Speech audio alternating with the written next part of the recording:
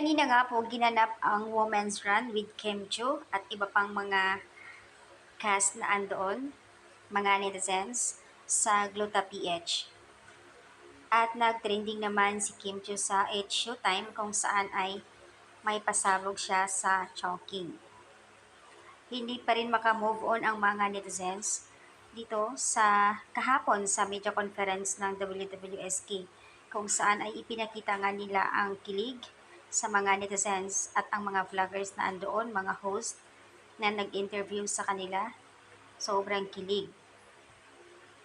Grabe Kimi, super energetic ka talaga kahapon sa media conference ng WWSK. Ngayon yan, bago mag-endorsement Glutasy. Grabe.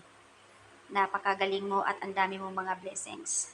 Sobrang busy nga si Kim Chiu, sunod-sunod ang kanyang ganap sa H Showtime plus Glutasy kanina and then kahapon sa media conference. Grabe.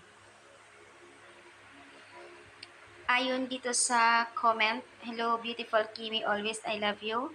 Pahinga din minsan kung may time ka, wag masyadong trabaho. Alam namin super hardworking ka and very much and I miss you so much. When you are together and you are mistake because everything you do and wanna give you, I promise you. Because you are not given problem, you're so lucky and found with the right person and napakamabuti mong tao. Lalo na sa iyong pamilya, super supportive ka and protective. Masasabi ko lang na sana good health and pahinga din. Masyado ka ng toxic sa trabaho mo. Sunod-sunod ang blessings mo.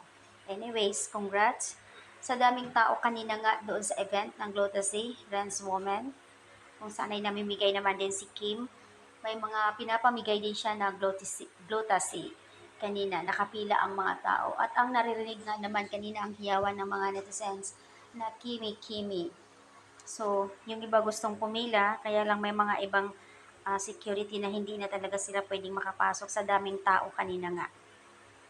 Pinagkaguluhan nga si Kim kanina doon sa event ng Women's Run with Kim Chiu at iba pang mga cast na andoon.